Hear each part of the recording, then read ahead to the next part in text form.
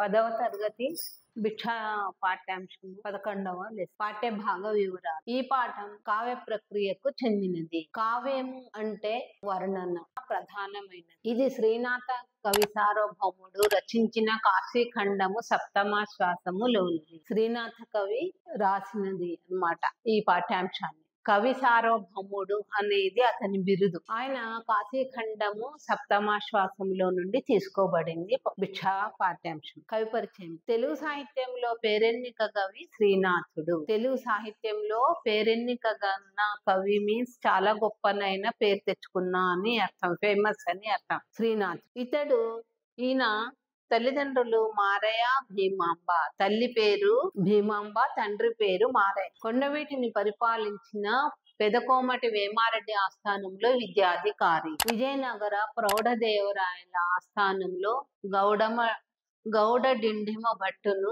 తన వాదన పటిమతో ఓడించి కనకాభిషేకాన్ని కవి సార్వభౌమ బిరుదును పొందాడు. విజయనగర ప్రౌఢదేవరాయల మీన్స్ శ్రీకృష్ణదేవరాయ పరిపాలన చేసేటప్పుడు ఆస్థానంలో ఈయన గౌడ డిండిమ భట్టు అనే ఒక కవిని ఓడించాడనమాట. ఎవరు?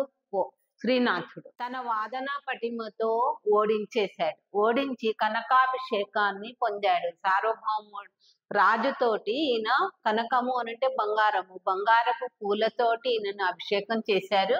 మరలా కవి సార్వభౌమ అనేది బిరుదును కూడా పొందాడనమాట ఈయన. మరుత్తర చరిత్ర, శాలివాహన సప్తశతి, పండితారాధ్య చరిత్ర, శృంగార నైషధం, భీమఖండం, కాశీఖండం, హరవిలాసం, ధనంజయ విజయం, క్రీడాభిరామం, శివరాత్రి మహాత్మ్యం, పల్నాటి వీర చరిత్ర, నందనందన చరిత్ర శ్రీనాథుని రచనలు. ఇవన్నీ కూడా ఈయన రాసిన రచనలు. చమత్కారానికి, లోకానుశీలనకు, రసజ్ఞతకు, జీవిత విధానానికి అద్దం పట్టే చాటువులు చాలా చెప్పాడు. చమత్కారము అంటే హాస్యానికి సంబంధించిన పద్యాలు రాశాడు.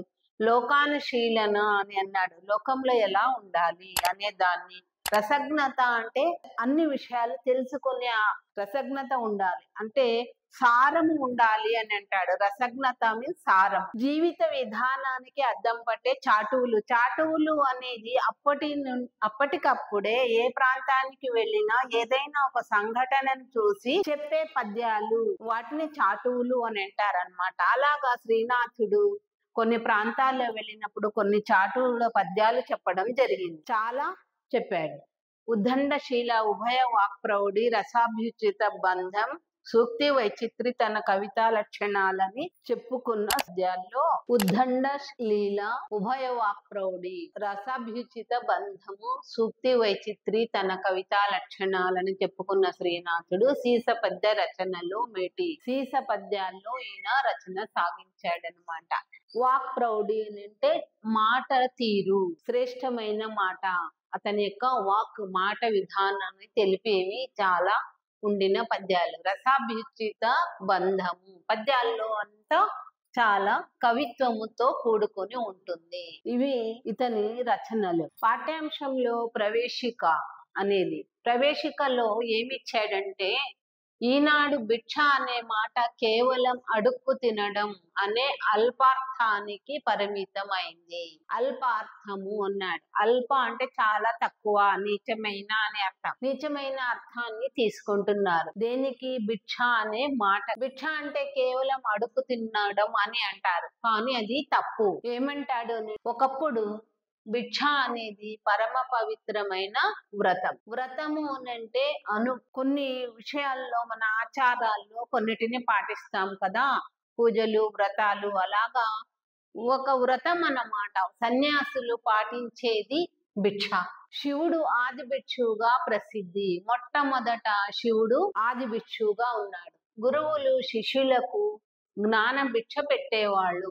గురువులేమో శిష్యులకు జ్ఞాన భిక్షను అందిస్తారు. బుద్ధుడు భిక్షాధర్మంతోనే జీవనం సాగించేవాడు. భిక్షాధర్మంతోటే జీవనాన్ని సాగించాడు బుద్ధుడు. బౌద్ధులందరికీ అదే జీవన సూత్రంగా గురుకులంలో చదువుకునే రాజకుమారులైన భిక్షాటనంతో విద్యార్థి జీవనం గడిపేవారు. గురుకులము అంటే ఆ కాలంలో మంత్రులు, రాజులు, పిల్లలు అందరూ గురుకులంలో చదువుకునేవారు. ఋషులు వీళ్లకు విద్యాభ్యాసం చేసేవారు. అలాగా రాజకుమారులు అయినా కానీ భిక్షాటనము, ఆటనము అంటే అడగడం, భిక్షను అడగడం, భిక్షాటనంతో విద్యార్థి జీవనం గడిపేవారు. భిక్ష పెట్టే వాళ్ళు కూడా అది మహాపుణ్య కార్యంగా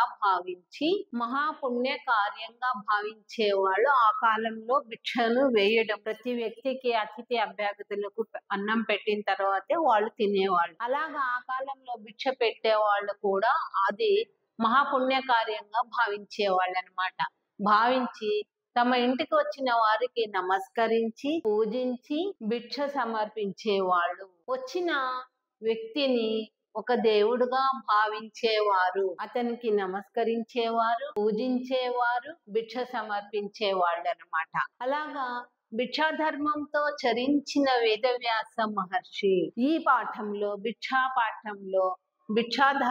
భిక్షనే ధర్మంగా పాటించడం వలన భిక్షాధర్మంతో చరించిన వేదవ్యాస మహర్షి కాశీనగరంలో పొందిన అనుభవం ఏమిటో ఈ పాఠం చదివి తెలుసుకోండి అన్నాడు. భిక్షాధర్మాన్ని పాటించిన వేదవ్యాస మహర్షి కాశీనగరంలో తన 10,000 మంది శిష్యులతో పొందిన అనుభవం ఏమిటో ఈ పాఠం చదివి తెలుసుకోండి అన్నాడు.